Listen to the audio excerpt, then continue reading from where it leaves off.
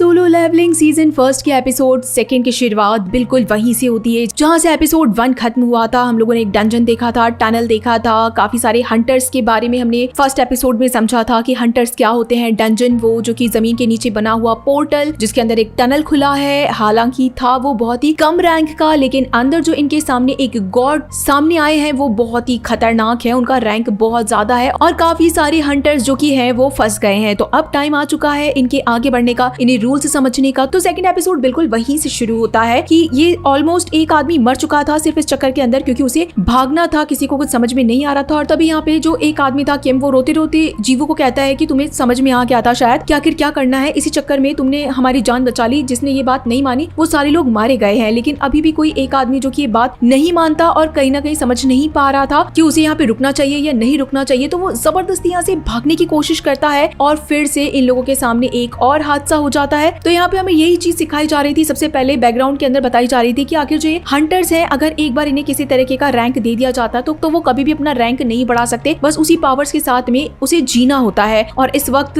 जीवू के पास में काफी सारे पुराने एक्सपीरियंसेस से अभी कुछ न कुछ नई चीजें दिमाग में चल रही है और उसे ही सबकी जान बचानी है। जिसके बाद में सीन यहाँ उसकी बहन के ऊपर शिफ्ट हो जाता है जिसका नाम जीना था और वो अपनी क्लासमेट से बातें वगैरह कर रही थी। उसकी क्लासमेट कहती है कि तुम्हारा भाई हंटर है ना, जहाँ पे जीना कहती है कि हाँ बिल्कुल मेरा भाई हंटर है, लेकिन वो बहुत कम रैंक का है, ई रैंक का है, हमेशा पिटता रहता है, उसका चेहरा हमेशा पट्टियों से बंधा रहता है। जिसके बाद में सीन वापस से इसी डंजन के अंदर शिफ्ट हो जाता है। यहाँ पे हम जीवू को देखते हैं, वो समझने की कोशिश कर रहा था कि अब इसे नेक्स्ट क्या करना है, लेकिन एक लड़का अपना आपा खो के यहाँ से बाहर निकलने की कोशिश करता है और कहता है कि मेरी स्पीड बहुत तेज है, मुझे यहाँ पे खड़े हुए वॉरियर्स टच भी नहीं कर पाएंगे। वो अपनी फुल स्पीड से भागने की कोशिश करता है, लेकिन ये वॉरियर्स तो वॉरियर्स थे। यहाँ पे बैठा हुआ जो सबसे बड़ा राजा था वो अपनी आंखों से लेजर लाइट छोड़ता है, इस आदमी को एक सेकंड में पुफ कर देता है, यानी कि यूं जला के बर्बाद कर देता है। उसके पैर बचते हैं। अब सबकी हालत खराब हो जाती है कि आखिर ये चल क्या रहा है, इनकी जान कैसे बचेगी। और तभी जीवू अपने दिमाग के अंदर रिमाइंड करने लगता है कि आखिर इस जगह के रूल्स क्या थे। तो जो इनका कैप्टन था सॉन्ग, वो बताता है कि पहला रूल था कि हम लोगों को इस बड़े से राजा का आदर करना पड़ेगा, उसके सामने सिर झुकाना पड़ेगा। और तभी जीवू सबको कहता है कि अपना सिर झुका लो, कोई कुछ भी मत करो। तो सब जैसे ही यहाँ पे जीवू खड़ा होने वाला था सब डर जाते कि जीवू तू मरेगा, तेरे पास चांस ही नहीं बचा, तू खत्म हो जाएगा। जीवू जैसे खड़ा होता है तो इस बड़े से स्टैचू की आंखें भी रेड हो जाती है जीवू को मारने के लिए, लेकिन तभी जीवू झुक जाता है, अपना सिर झुका लेता है और वो जो आंखें थी उस बड़े से स्टैचू की अपने आप से नॉर्मल हो जाती है। जीवू को समझ में आ गया था कि पहला रूल फॉलो करना ही पड़ेगा और बाकी सबको भी यही करना पड़ेगा। अगर आप आदर देंगे इस बड़े से मॉन्स्टर को तो ये तुम्हें कुछ भी नहीं करेगा। सारे लोग झुक जाते हैं, लेकिन उसके बाद में खड़े होने लगते हैं और इन्हें लगता है कि शायद ये खत्म हो गया है, अब इन्हें कुछ भी नहीं करना पड़ेगा। लेकिन ये इनकी बेवकूफी थी। तभी ये जो बड़ा सा स्टैचू था, जो कह सकते हैं सबसे बड़ा राजा, खड़ा हो जाता है और उसके बाद में चलना शुरू करता है, कदम पे कदम लेना शुरू करता है। पूरी जगह हिल रही थी। अब वापस से सोचना पड़ेगा कि आखिर अब इन्हें क्या करना है। सेकंड रूल याद आता है कि इस गॉड की आपको वर्शिप करनी पड़ेगी, इसे अच्छा अच्छा बताना पड़ेगा, इसकी तारीफें करनी पड़ेगी। अब आखिर इसकी तारीफें कैसे की जाएगी।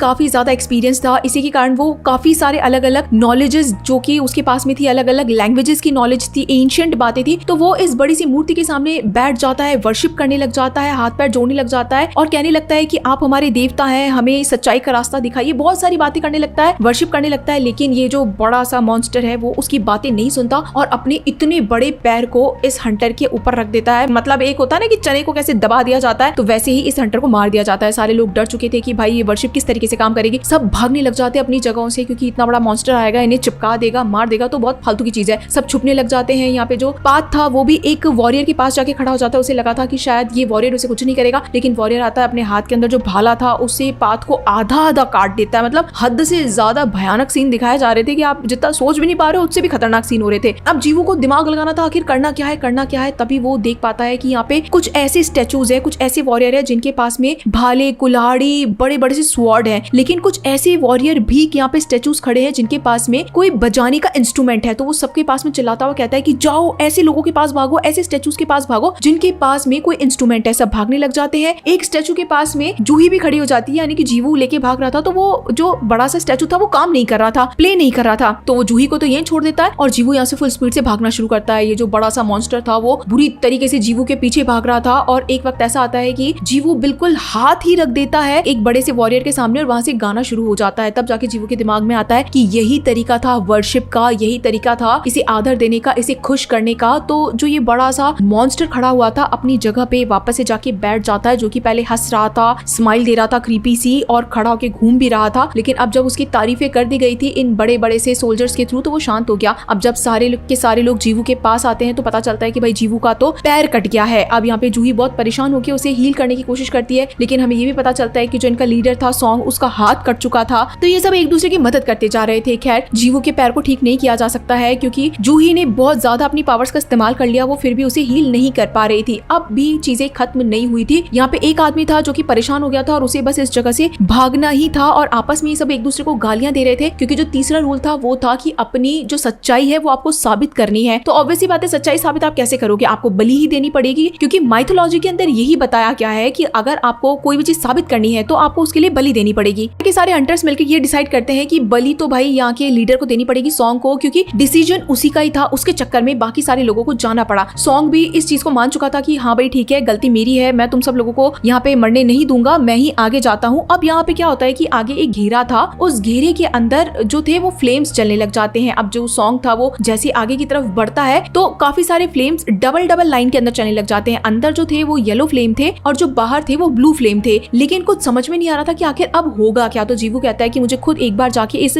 गोलाई को देखना पड़ेगा, सर्कल को देखना पड़ेगा, तब जाके मुझे समझ में आएगा। अब जीवू अपने साथ में 2 लोगों को और एंटर करवा देता है तो टोटल यहाँ पे 4 हो जाते हैं। तो 4 फ्लेम जल जाती है और बाहर की ब्लू वाली बाउंड्री भी चल जाती है, लेकिन जीवू को अभी भी समझ में नहीं आ रहा था कि कुछ तो चीज है जो कि बाकी रह रही है। जिसके बाद में सीन यहाँ जीवू की बहन जीना के ऊपर शिफ्ट होता है, जो कि हमें पता चलता है कि अपनी मॉम के पास में जाने वाली थी। उसकी मॉम एडमिट है, काफी ज्यादा बुरी हालत में है। उसका भाई जरूर कोई ना कोई मार्बल लेके आया होगा, कोई स्टोन लेके आया होगा, उससे उसकी माँ की थोड़ी बहुत देखभाल करी जा रही थी और वो अपनी माँ से बैठ के बातें कर रही थी। खूब सारी बातें, साफ दिख रहा था कि उसकी माँ बातचीत नहीं कर पा रही है, अनकॉन्शियस है। जिसके बाद में वापस इसी डंजन के अंदर शिफ्ट हो जाता है। अब यहाँ पे जीवू बाकी सबको भी बुला लेता है कि एक बार तुम सारे लोग आ जाओ, उसके बाद हमें समझ में आएगा कि करना क्या है। टोटल 6 लोग थे, फ्लेम्स 6 जली हुई थी, उसके बाहर भी एक बाउंड्री है। लेकिन तभी एक और ट्विस्ट आ जाता है, जितने भी वॉरियर सोल्जर्स यहाँ पे खड़े थे वो सब आगे बढ़ने लग जाते हैं इन सबको मारने के लिए। तब कुछ समझ में नहीं आ रहा था कि आखिर करना क्या है। तभी जीवू को आइडिया आता है कि एकदम अपनी आंखें टिका लो। गाइस एकदम स्क्विड गेम को आप लोग याद कर लीजिए कि कैसे स्क्विड गेम के अंदर अगर आप आंखों से आंखें मिला रहे हैं, घूर रहे हैं, तो ये गेम था। खैर बचपन के अंदर भी खेला करते थे कि जो भी आंखें झपकाएगा तो वो इंसान आगे आ जाएगा। तो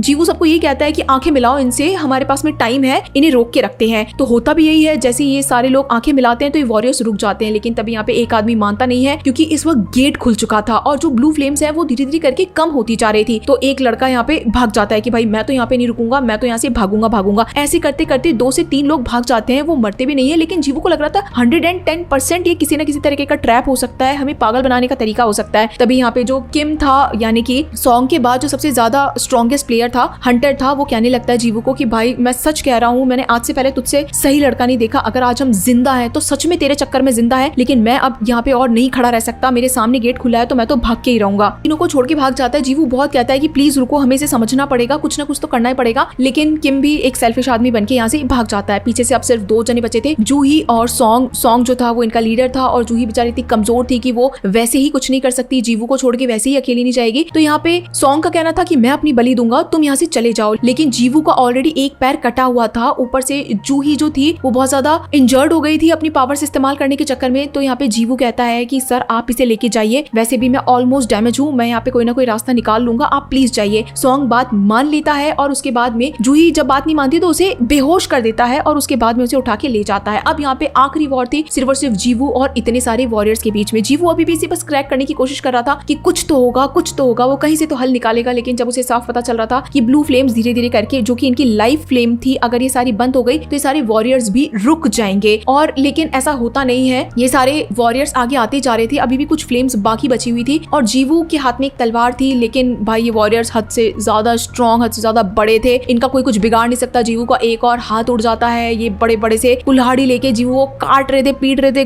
खून निकल रहा था जीवू के अंदर से, फिर भी उसकी अभी तक आत्मा नहीं निकली थी, खत्म नहीं हुआ था। वो मन से अब चिल्ला रहा था कि कैसे बाकी से जितने भी लोग बाहर निकले हैं, सेल्फिश होके निकले हैं, उन्हें अपने घर जाना था, उनकी फैमिली थी, तो भाई मेरी भी तो फैमिली है, मुझे भी तो जीना है, मैं थोड़ी ना अपनी जान सेक्रीफाइस करूंगा, मैं अपने आखिरी वक्त तक मरूंगा। काश मैं भी कोई पॉलिसी करा लेता, बेचारे मेरे फैमिली वालों को हेल्प हो जाती, लेकिन मुझे भी जीना है, काश मुझे बस एक मौका मिल जाता, मैं स्ट्रॉन्ग क्यों नहीं हूँ। वो यही सारी बातें सोच रहा था और अब तक ये वॉरियर्स, उसे एक होता है ना कांटे के अंदर किसी चीज को अपन उठा लेते हैं, तो वैसे जीवू को भी उठा लिया गया था और बिल्कुल जहाँ पे बलि चढ़ने वाली जगह थी गोल गोल सी, उसके ऊपर जीवू को गिरा दिया जाता है। जीवू अपने मन के अंदर बस ये सोच रहा था कि काश उसके पास में कुछ सेकंड्स होते, वो फ्लेम बंद हो जाती, जीवू की जान बच जाती, उसे बस एक मौका मिल जाता। और तभी यहाँ पे स्क्रीन एकदम ब्लैंक हो जाती है। जीवू तो खैर जान तो बची नहीं थी, उसमें हाथ पैर तो वैसे ही कटे हुए थे उसके, बट फिर भी एक आखिरी उसके पास में एक सीन आता है कि उसे एक लेवल का योद्धा चुना जाने वाला है। उसके पास में 2 ऑप्शन है येस या नो का। अगर वो नो करता है तो अगले 2 सेकंड के अंदर उसकी हार्ट अटैक से वैसे ही जान चली जाएगी, और अगर येस करता है तो उसके सामने एक नई चैंपियनशिप खुल जाएगी। और ऐसा साफ दिख रहा था कि ये कोई कंप्यूटराइज्ड गेम होने वाला है। तो ये एक डंजन वाली दुनिया से, पोर्टल वाली दुनिया से निकल के आखिर किस तरह के गेम में जाने वाले गाइस, बहुत भयंकर वाला इंटरेस्टिंग चीज है। तो चलिए फिर मिलते हैं आप सभी लोगों से अगले एपिसोड में, तब तक के लिए टाटा।